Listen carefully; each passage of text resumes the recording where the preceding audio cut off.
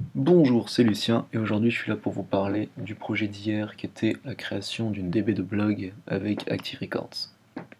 Donc, hier on nous a demandé de faire une petite DB de blog avec Active Records qui contenait 5 tables, donc une table users, une table articles, catégories, comments et likes, et d'avoir des relations entre elles avec des foreign keys, donc des clés étrangères. Donc on a dressé un petit diagramme pour voir un petit peu comment les données allaient interagir entre elles à partir des consignes. Donc il était spécifié qu'un user devait pouvoir créer un article, liker et écrire un commentaire. Donc c'est pour ça que notre article contient une clé user ID qui est égale à l'ID du user, ainsi que like et comment. Et un article peut recevoir un commentaire, peut être liké, et avoir une catégorie. Donc on a dressé assez rapidement juste un petit diagramme de toutes les relations et toutes les foreign keys qui allaient rentrer en ligne de compte dans la création de ce projet. Bon, maintenant qu'on a vu un peu ça, on va directement aller dans le cœur du sujet, hein, Active Records. Donc j'ai créé un projet Rails, j'ai mis la gem Faker dans mon gem file, j'ai peut-être pas fait de bundle install, on va vérifier ça. Non, j'avais pas fait. Ok. Bon. Du coup, ce qu'on va faire, on va générer déjà nos modèles pour nos 5 tables. C'est assez simple. Donc on fait Rails G ou generate modèle et le nom de notre modèle. Donc comme ça va être une classe, il faut toujours mettre une majuscule à son modèle. Donc là, user, il a un first name qui est un string, un last name, c'est un string, et puis un email qui est aussi une chaîne de caractères. Ok. Donc là, on a spécifié directement à Active Records notre modèle et nos 3 colonnes ainsi que leur type. Ce qui nous évite de faire d'écrire plein de choses dans nos migrations et de s'embrouiller avec les dates des migrations et tout. Ça peut être un peu compliqué.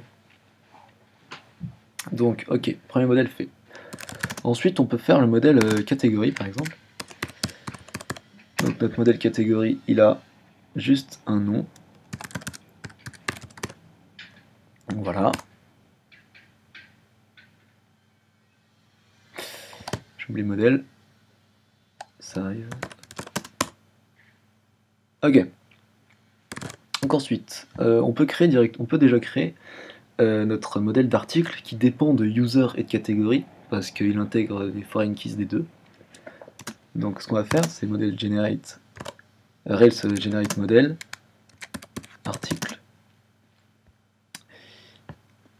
title, hop, string, content text, et là, on peut directement faire référence à l'ID d'autres tables. Donc par exemple, user ID est une référence à l'ID de users. Donc ce qu'on peut faire, c'est simplement user references. Ça va dire à Active Records, créer une foreign keys qui est liée à users pour ma table articles. Donc comme on a aussi ça pour catégorie, on va faire le même pour catégorie. Catégorie references.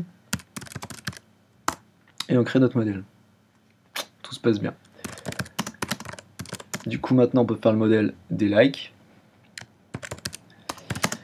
Like, donc un like, ça a juste 2 foreign keys parce qu'il n'a pas du tout de... Il n'a pas de valeur vraiment. Donc like, hop, user references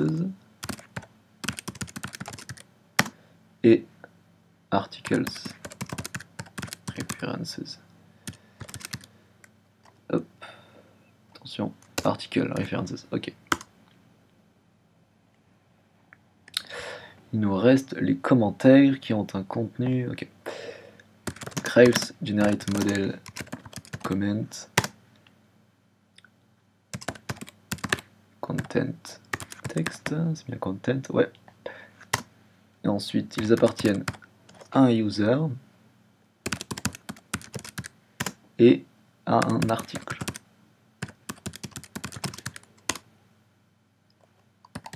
Et merde. Ok. Hop, le S. Ok, ça marche. Du coup, on a normalement nos 5 modèles qui sont créés dans notre dossier modèle, dans le dossier application. Nickel. Donc on peut déjà voir que les références ont déjà écrit dans nos modèles les relations belongs to. Donc notre like, il appartient à un user et aussi à un article. Donc on a déjà ça. On a aussi la même chose pour les commentaires et pour l'article. Normalement pas pour catégorie user. Si j'ai fait des bêtises, non, c'est bon. Donc on peut, maintenant que tout est quasiment déjà fait, on va écrire nos relations as many pour pouvoir accéder à, par exemple, tous les commentaires qu'un utilisateur a fait, ou tous les likes, ou tous les commentaires qu'un article a, ou tous les articles qui sont contenus dans une catégorie. Donc ce qu'on va faire, c'est notre user as many comments. Est-ce qu'il a plusieurs commentaires? Et il a aussi fait plusieurs likes. Ça. Et il a aussi, excusez-moi, écrit plusieurs articles. As many articles. Ok. Donc ensuite, un commentaire. Non, pas le commentaire, pardon. Un article. Il a plusieurs commentaires et plusieurs likes. Donc on refait notre as many.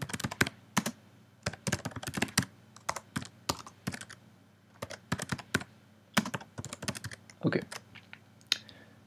Il nous reste juste le petit catégorie as many articles. Et ça devrait être bon. On va juste checker tout ça. Aucune erreur, nickel. Donc, normalement, on peut migrer. Il faut déjà faire notre migration. On va quand même vérifier un peu l'étape de migration, si elles ont bien été faites. Donc là, on a notre user, catégorie. Du coup, voilà, les références créent automatiquement les foreign keys et on peut le voir aussi dans les fichiers migration. Donc là, par exemple, nos likes, il explicite que cette colonne-là, sera la foreign key de user. Du coup, ça nous permet de sauver un peu du temps et d'éviter d'écrire dans deux fichiers différents la même chose. Du coup, on peut faire notre migration tout de suite.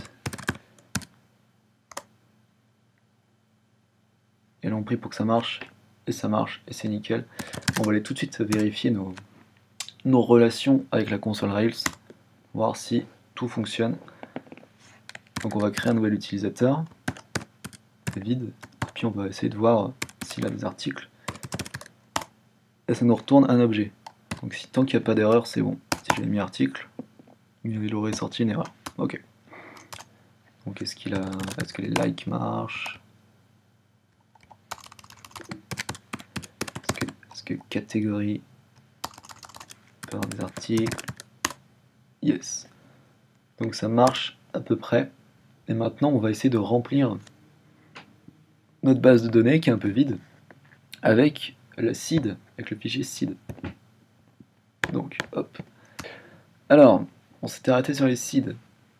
Donc avec les seeds, on va remplir enfin notre base de données de trucs très intéressants. Et pas juste avoir juste des petites relations sympathiques.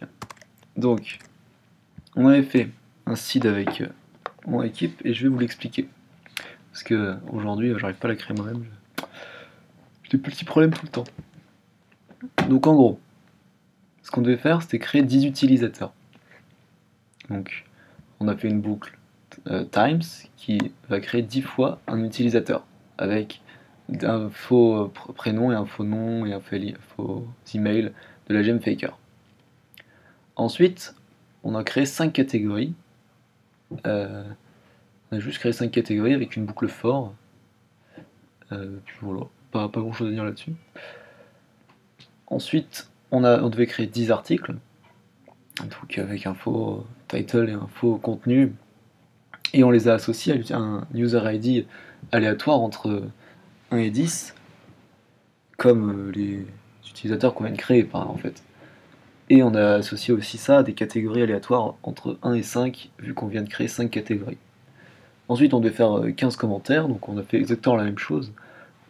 On a mis un faux contenu, et on les a associés à un faux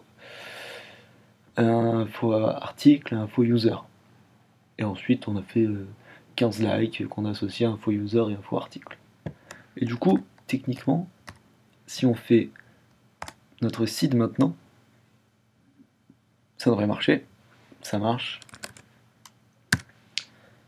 On va ouvrir Rails, dans la console Rails. On va checker le dernier user. Hop, ses likes. On peut aussi checker ses articles. La catégorie de son article. Ouais, non, je suis un peu enflammé, on ne peut pas. Bon, on va checker par exemple la catégorie non number one. Les articles de la catégorie number one, carrément. Qui sont au nombre de beaucoup. Du coup, voilà. J'espère que vous aurez un petit peu avancé. Même si mes explications n'étaient pas forcément très claires, surtout vers la fin. Je m'en excuse. Et je vous dis à une prochaine sur le Slack. Ciao.